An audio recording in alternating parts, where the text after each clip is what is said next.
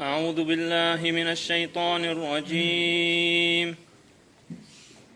بسم الله الرحمن الرحيم.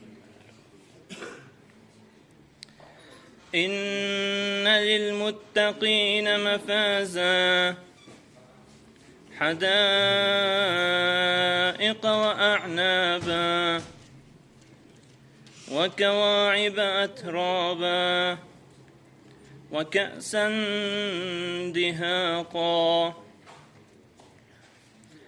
لا يسمعون فيها لغوا ولا كذابا جزاء من ربك عطاء حسابا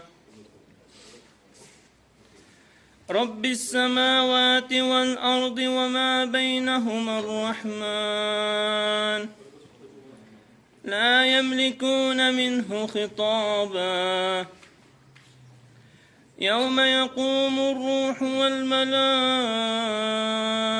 صفا لا يتكلمون إلا من أذن له الرحمن وقال صوابا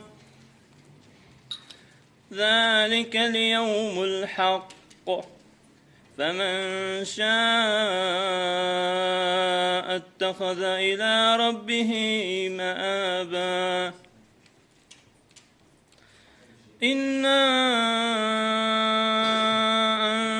أنذرناكم عذابا قريبا يوم ينظر المرء ما قدمت يداه ويقول الكافر يا ليتني كنت ترابا. بسم الله الرحمن الرحيم، وأفضل الصلاة وتم التسليم على نبينا محمد وعلى آله وصحبه وسلم. أما بعد، فقدم الرسول الله صلى الله عليه وسلم إلى المدينة وقال: أيها الناس، أفشوا السلام وأطعموا الطعام وصلوا الأرحام وصلوا في الليل والناس نيام تدخلون الجنة بسلام. فهذه الخصال الأربعة إن شاء الله هي من تدخل إلى الجنة. طبعا خصال كثيرة، بس ولكن هذه الأربع خصال خصها رسول الله صلى الله عليه وسلم حين قدم إلى المدينة. فاليوم إفشاء السلام، يقول رسول الله صلى الله عليه وسلم: هل أدلكم على أمر إذا فعلتموه تحاببتم؟ فقالوا: بلى يا رسول الله. فقال: أفشوا السلام. اليوم نحن بإفشاء السلام، بالسابق كانت السلام عليكم ورحمة الله وبركاته، ومع الزمن صارت السلام عليكم ورحمة الله، ومع الزمن السلام عليكم، ومع الزمن صارت السلام.